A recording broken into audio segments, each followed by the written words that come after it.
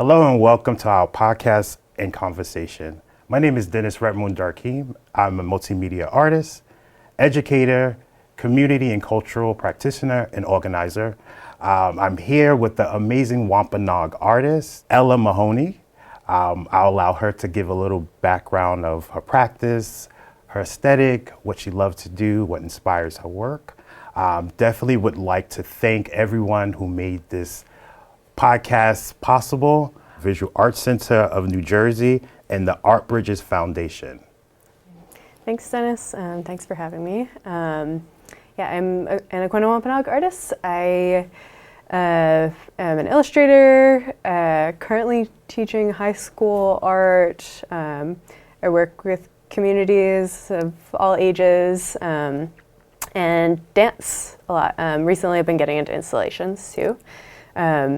And working more like on different sites with the landscape. I would describe my art practice as it's all informed by the stories that I grew up with and legends from my tribe, and the landscapes that I'm working with or on. And I think the most recent thing I've been working with is silk paintings, and that's like really what started this dance practice too, but I'll get into that as we keep talking. Okay. As a dancer, a choreographer, movement-based storyteller, can you, I guess, talk a little bit about how you are able to blend these different elements and techniques through storytelling, but using your body? Because I think as an artist, you know, we all have this understanding of what movement should look like or what art should look like, but you're doing something amazing that you're bringing these all together in one form or creating your own form. Mm-hmm. Can you talk a little bit of how do you layer these different forms? I started as just a painter, and I think the reason I started layering everything is I got really tired of just sitting in my studio by myself. Like being an artist making two-dimensional work sometimes gets really solitary. And I love to move. I grew up dancing, and I grew up just learning from the places I was in, walking around, especially near the ocean, like learning from that, especially growing up on Martha's Vineyard. So I was actually invited to dance with some of the elders from my tribe and a dance company that I was working with, Danza Organica from Boston, and they had brought in all of these tribal members, and at first I came in as a painter. I was like, I'll do sets. I'll do the silk paintings, and I don't think I'm like really a dancer, so I won't really be a part of it. But then the choreographer there, Mara Paria, she eventually, after doing this for a few years and bringing it to different communities, she was like, everybody's a dancer, you're all gonna be in the show, don't tell me you're not. And she kind of convinced everyone in the show that you could move your body in your own way. And we really sat together for a long time and talked and told stories, and talked about like what we considered our art, and then eventually, after doing that for a really long time and like doing this kind of somatic practice where we were kind of embodying the art practices we already had, we turned those movements into dance. And so I like to think of the way that I dance as really connecting back to like the place that I'm thinking of, and even the movements that I try to do in my dance are often like movements that I'm mimicking from the paintings when I'm actually making them. You talked a little bit about the storytelling or the creation stories of the Wampanoag people and how this is really prevalent or important in your work. May it be preservation, may it be passing down this information to the next generation. Sometime today, or thinking about the present, we forget these stories that were left behind for us that kind of allows us to navigate different avenues that we may not be familiar with because we live in a society where everything is so rapid. So collecting information from elders and understanding the beautiful part of patience and understanding connection and how this builds community. So listening to you made me think of this idea of the importance of why we do what we do. Can you talk a little bit about the importance of, I guess, language and the significance of like passing something down through, your technique or your practice or your work? I think the language piece, that took me a while to recognize that I was connecting with it through stories, because I don't consider myself like much of a writer or talker. I move and I make the thing, and the connection didn't feel as apparent for a while. But I think the language and the importance of the language comes in when the story is being a little more active, especially working in dance spaces and movement spaces with elders. They're always telling stories. Yes. Always. And it takes a really long time to get through anything because of that, but you want to listen. And I think that the thing that stands out to me about working with intergenerational communities is that the story is always going to change, depending on who's telling it and depending where they're telling it. And this year I started to think a lot about how the shape-shifting of these stories, and then the literal symbolism of shape-shifting in some of the stories that are being told, is also an element of survival. Oh, yes, absolutely. It keeps the stories alive. It also lets the communities continue culture. And for the Wampanoag, we have this story of the giant Moshup who picked up whales, and he would bang them against the cliffs and give them to the people to feed them and sustain them. And I started hearing in 2020 or 2021, right around early COVID, the end of that story. People used to tell the beginning all the time. I'd never heard the end. The end, he leaves when colonists come, and he gives people the option to either turn into whales or stay and see what's going to happen. And I didn't hear anybody ever tell that before. So I've been doing a lot of research on that and how this story's been told, and it's recorded and written down as far back as I can find. But I never really heard people actually saying it out loud until the pandemic hit. Gotcha. And we're I feel like it's this kind of resilience that people are trying to recognize and bring back up. Yeah. And maybe I'm losing track of the question, but I think it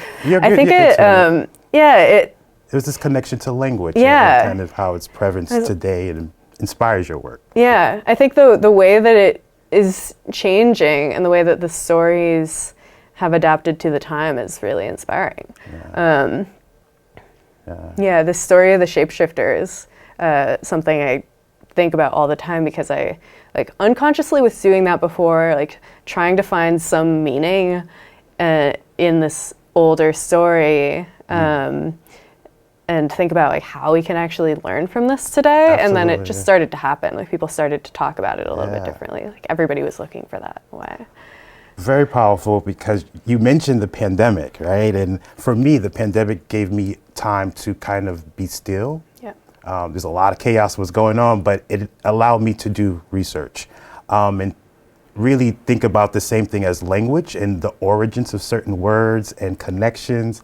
So understanding this is a part of storytelling, allowing people to know the origins of things. And when you talk about the creation stories, those kind of open up words that we don't maybe acknowledge, or we kind of say, what's the connection to, and I think it is also allow us connect to other tribes, right? See how we bartered and trade.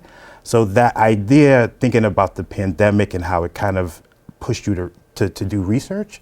Can you talk a little bit, I guess, how the pandemic actually pushed you to grow, or made you, what came out of the pandemic for you as an artist? I think everything that we're talking about, actually. So before the pandemic, I was mostly doing oil paintings. I was working on a lot of children's book illustration, which I still do, but more for my tribe, for children's books that are in Wampanoag and English. It's more of a teaching tool. And so I started doing the silk paintings. I started dancing and like engaging with people more. And I guess it came from just having to sit still and like be alone for a while. And I was like, I actually really want to be around people. Yeah, what else has it taught me?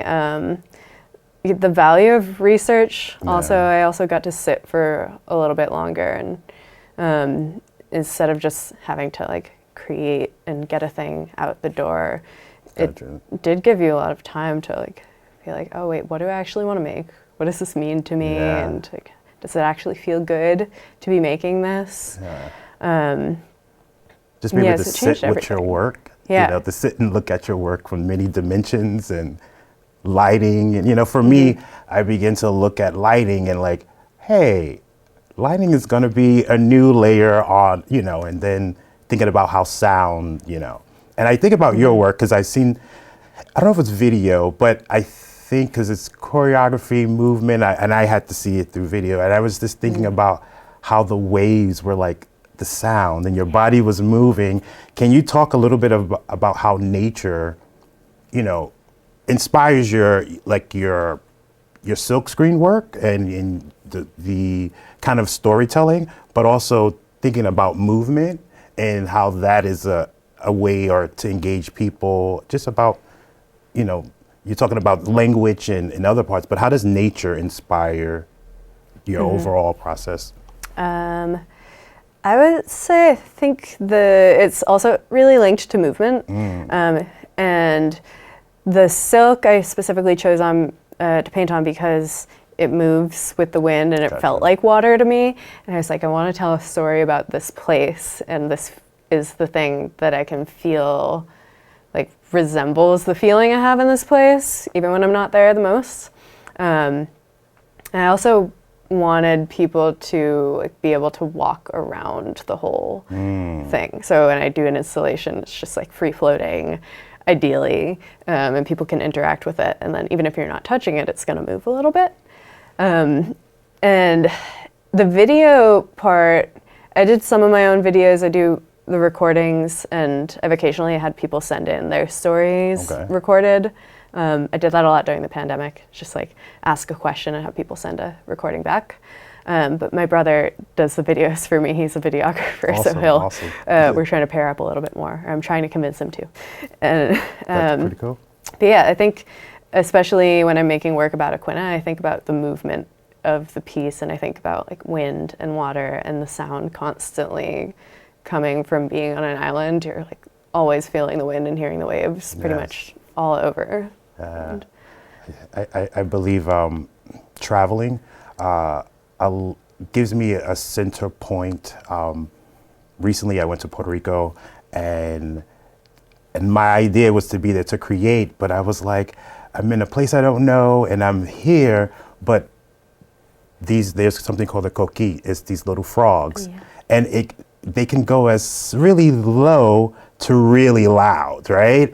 And just hearing that all day made me think about traditional sounds, how they were inspired by nature. So it made me think of movement as well.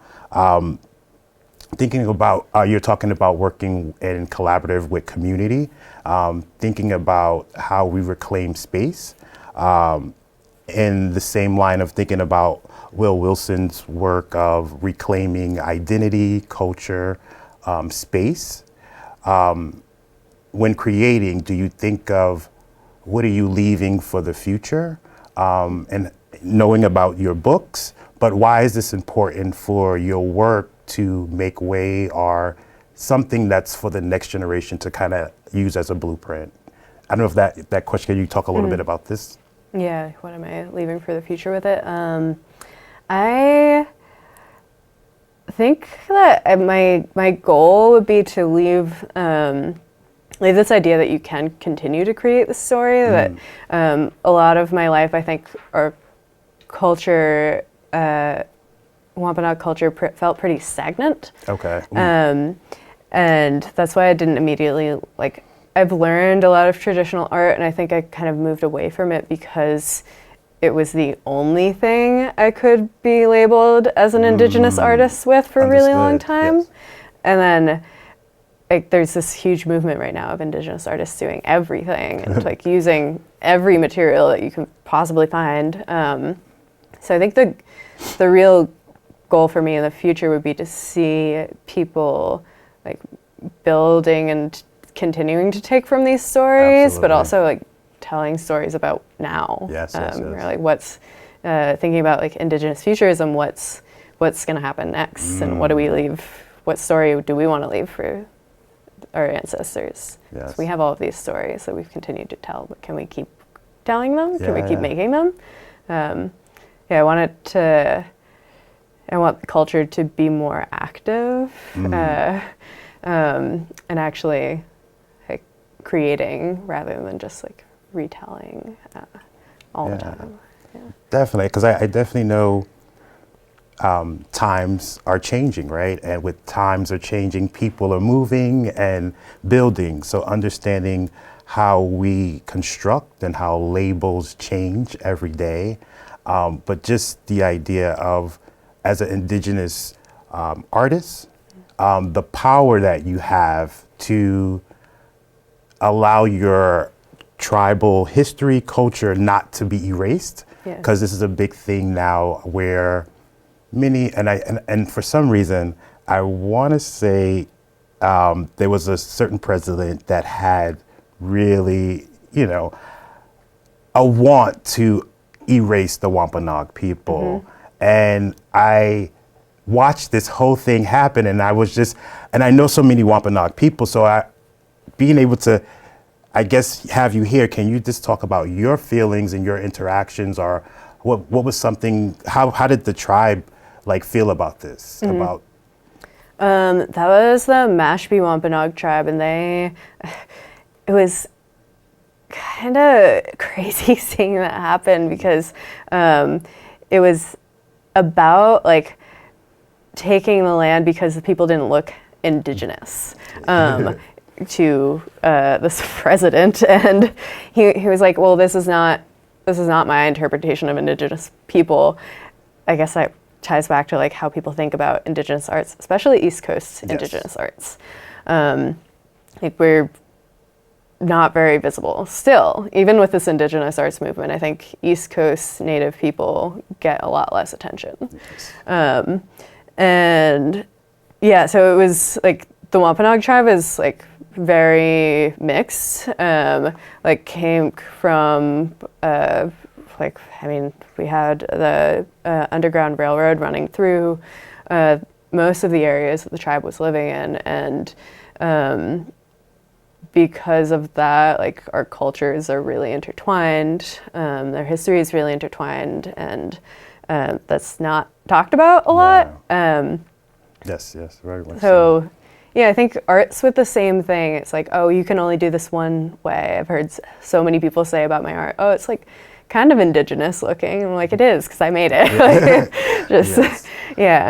It's the identity and like visibility it comes from like what everybody has seen from these photographers and what's been kind of like generated by white people. Absolutely. So I definitely think that the fight to be acknowledged, if I mean, as an Indigenous person here on the East Coast, the fight to be just the idea as an artist for grants that on the East Coast, because this is the one thing that I deal with, that when I look at grants and I see this list, and it's like there are no East Coast tribes ever acknowledged, and then it makes me wonder, like, wait, are Navajos, is this the art of Indigenous people? And in question, so your power as an artist, an East Coast artist, a Wampanoag artist is very, very important, not just for today but for the future, because it looks we may not have many references, and our references are mainly out west, and that comes from music to movies and even fashion sometimes. So I guess my next question is the idea of how do you maintain being visible, allowing your work to speak for itself, and being authentic, unapologetic about being Wampanoag from the East Coast without having to add beadwork or to break, like these images that are not indigenous to the East Coast? Yeah.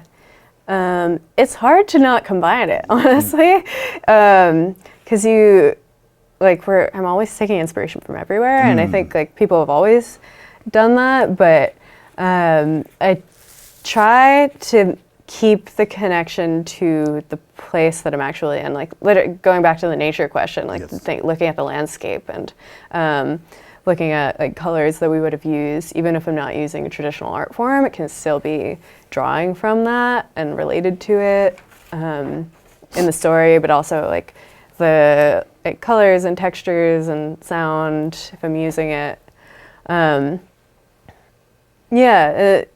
It's something I always want to do is like lean more into the other side, but I started recognizing a couple of years ago, like the more that I do what I feel like I want to do, the more people actually pay attention to it. It's like when I'm loving what I do, people can tell. Yeah, absolutely. We can see the passion, right? Because it comes smooth, it comes easy to say, this is what it is, right? And versus having to find the terminology, vocabulary to kind of, but something that you made, that, you know, this is coming from your energy and soul. I guess at this point, can you talk about what are you working on now? Where's the direction going for you? Ooh, I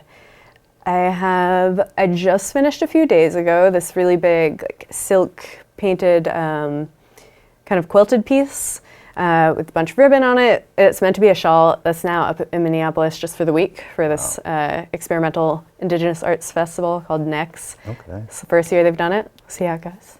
And then I have this big project coming up in Massachusetts. It's going to be up next summer, beginning of next summer, through the trustees of reservations. It'll be at Rock House Reservation, which is like West Brookfield, kind of dead center of Massachusetts. Okay. And they invited me to make something that was in conversation with the landscape and make a sculpture, which I've never done before. I've been trying to do more things that are like outside for longer periods of time. But this one, I'm working with a fabricator for the first time, and I get to make this piece that I fully designed, but the piece will be out all next summer, so I had to come up with something that would last. So I'm gonna have these giant water ripple shapes kind of hanging from beams, and the beam is gonna be in the shape of a ripple with silk and shell pieces hanging down to create chimes. And then off the top of this giant glacial boulder, there's gonna be a hand reaching down and creating the water ripple. So it'll be almost like radiating out from where the hand is touching. And my idea with that was to talk about this site that was once a picnic site and like a trade route for the Indigenous people in the area, which would have been Nipmuc. But even like on the trustees' site, and they're trying to do more work of bringing up Indigenous people. The only mention of the tribe is like Native people used to come here. So my idea was really to like have people be able to walk under this installation and hear the chimes and like see everything moving, and have it resemble the story and the voices that are still around the area, still there, like coming through this place. It's a really beautiful site. I'm really excited starting that soon. That's pretty amazing because It's going to be like 20 feet up in the air. So this is public art. So you're in a new realm, public art? Yeah. Okay. Slowly getting into it. But yeah, like... Tell us a little bit about that. How is it? Because I've done a couple pieces of public art, and I feel for me, it's like great at the beginning, and then I'm like fabricators and like insurance and how does that business part how are you learning this part? That I'm not good at the money part. So luckily the fabricator is my friend. Okay, and their studio is down the road from mine. That's and amazing. so I get to be a little more hands-on and see the process, which I appreciate, and be more part of that. Okay. I'm trying to keep as little as possible fabricated so I can feel like I really made it. That was my worry, is that it's not going to feel like I actually made this piece and won't look like my hands. So I'm doing the welding with them. They're going to help me, but I'm going to actually like do all the bending of the metal. And then I'm painting a silk piece that's going to be wrapped around this metal frame and cast in resin or some other like more natural material. Wow. So it'll like harden the fabric in the waves that it's already creating. Really cool. So I can't wait. That sounds exciting. I can't wait to see it. Yeah. So one question, I have this thing called, I've had fast questions, pretty speedy questions, but I did wanted to, I started myself as a powwow dancer, and then later on, gained pounds, and so I was like, I'm gonna just do vending and selling my artwork. But I did want to acknowledge there were many elders that guided me, and at the time I was like, oh, why are you telling me this for? Like, oh, you're freaking me out. But now I understood the why, and today, many of those elders are no longer here. And I think about a lot of messages that were left for me. So I wanted to know what any elders that inspires your work or inspires your efforts to continue moving. My grandma is a big one. She was always, she's still alive, she's always encouraging me to do what I want to do and to continue creating. She's like, no matter which direction I've gone in, she's always been like, yeah, you got this. Like, loves knowledge, loves like any new place that I'm traveling, like where you're taking your work. So that's been pretty major to have somebody just be curious about what you're doing, I think. And then some of the other elders, in Aquina, there's this circle of businesses up at the cliffs at like the very edge of the island. So my family used to have a restaurant up there. My mom has a little bakery down the road. So I spent a lot of time there growing up. And I think just like being able to walk around to all of the stores and like just have these people be family and always watching out for you was huge. There's a group of 3 sisters, Berta, Carla, and Adriana, and they are always telling the stories. They're always like the ones who are gonna correct your language if you're talking about something in a way that like doesn't work. Like, we'll call you out. So they've been huge. And then I think just having a community of both artists, but also people that like work with the land. All of my uncles, I have like 6 uncles on my mom's side, they were all working as either like running a nature camp, one of them, a few were fishermen. Cool. So I think I was thinking about this on the way coming here. I don't remember anybody like strictly sitting me down and like telling me things. It's just kind of in passing when you're out doing something with these elders, and they'll be like, so like, watch me do this, or just taking a walk and them like picking something off a bush and being like, oh, okay, like I'm picking that up as I go. No, I think it's very powerful because, like I said, there are many people. There's a Lumbee artist. He's no longer with us. Oxidine was his last name, and he was like a true artist. Like I thought he was, he would make his crafts and things, but I began to see he actually would turn tennis rackets into these amazing dream catchers. He was pretty forward. His thinking was ahead of his time, and it's that when he was, when he became an ancestor is when I began to really research him and realize I was in the presence of someone who was like amazing, and he's somebody who resonates in my work, and I believe I don't want people to forget his name and forget what he has donated to the Indigenous art movement. He's an amazing artist. Lloyd Oxidine. I don't know if you get a chance, you can check out some of his work. Just the time and the images that he was creating inspired a lot of things we see today. But I do want to go through some questions really fast. You'll get the point once I start asking the questions. It's just to kind of get like, what's going on. So, I love music. Your preference, Southern style, Northern drum? Ooh, Northern drum. Northern? Yeah, I could do that. Can you tell me if you were a totem, right? What would be your 3 animals that represent yourself? A rabbit, a whale, maybe a Pinkeltink. They're like the little frogs. Now, I don't think they're the same as cookies, but they also like squeak depending on the temperature. Okay. Cool, they sing. Cool. I love that. Favorite food back on Martha's Vineyard? Probably bluefish. Bluefish. Wow. Yummy. I love that. Bluefish.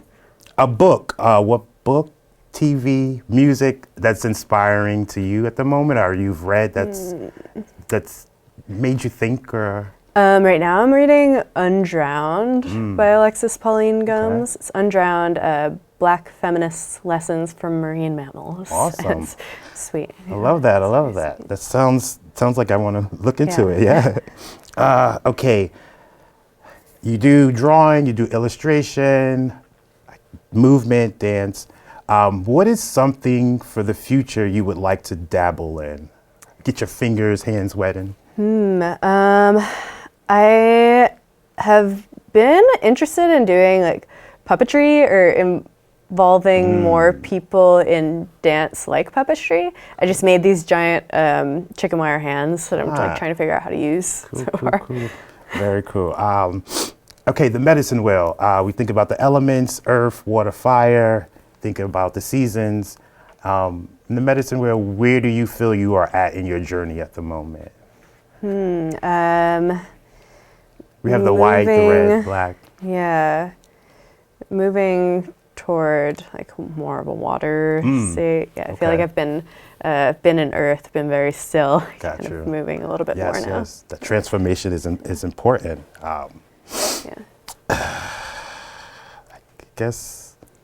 I guess, I mean, I don't have any more questions, but I definitely say thank you for being here. Thank you for participating. Thank you for sharing with us. Do you have any exhibits that are coming up? I know you talked about what you're working on, but any exhibits where we could see your work at the moment or coming soon? One that's just closing. I think by the time this comes out, it'll be closed. Okay. It's Stony Brook. I have one opening at FIT in February, so that'll be up for a couple months. And then otherwise, most of them are closing this fall. I'm still planning for next summer and spring. Yeah, I think we're gonna be doing the same exhibit, the adornment. Yeah. Yes. Oh yes. Oh my God, I can't wait. I was like, I have about 2 months to get. I have this amazing idea, and I'm like, I just need to get all this same thing, sewing and kind of all of this stuff together. So I'll be kind of in making mode because I'm really excited about the FIT exhibit. I was excited to like think more about what I was making as wearable. Yeah. I've been working in this type of theme of like the importance, because I'm inspired by patchwork, right? This idea of taking something that's useless, trash, and we transform it into a language, right? Our symbolism that has a connection. So that's been always kind of the main force of me creating, of taking something that has no value to make it valuable and a learning skill. So thinking about that in adornment and how language is a part of that within Seminole people. So very powerful. So I'm very excited to see what you create. I think this will be our second exhibit that we've done together, which is very cool. Yeah, we should do so I know definitely have to thank everybody who has made this possible, and everybody who has supported. And I know there's any other artists that you would like to kind of talk about or just acknowledge? Yeah, a couple artists I have been following. Chris Waymar. They are a younger artist making like traditional bags, beading, a lot of like moccasins, and kind of like a new style. Also a little bit of sculpture and clay work. William P.K. Carter, not Indigenous, but a like really cool artist working with similar themes in nature, puppetry, and theater. I have to shout out my brother, family, Emerson Mahoney, working with video. Also, we're working with similar stories and legends. And then somebody I've been following the work of Joseph M. Pierce. And I've been following his work similarly. He's thinking about and talking about kind of like the way that we're visible in archives and history or not, and just had a new book come out recently.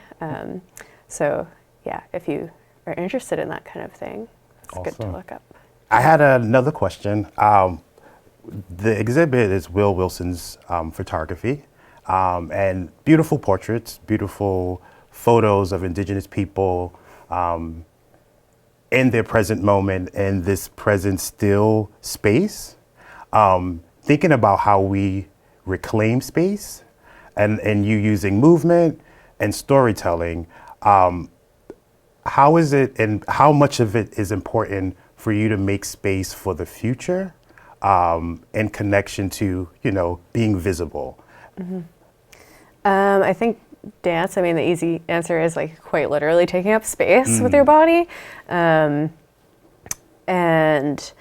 I think especially in dancing with other people and being able to like combine this element of traditional knowledge and more modern dance styles, and we're able to like have a little more choice in that and what we're doing and like how we're being seen.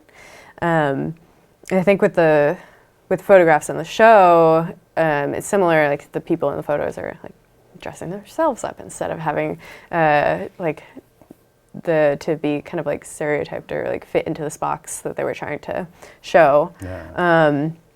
But I think choice is a really major element. Choice in like the story you're telling too.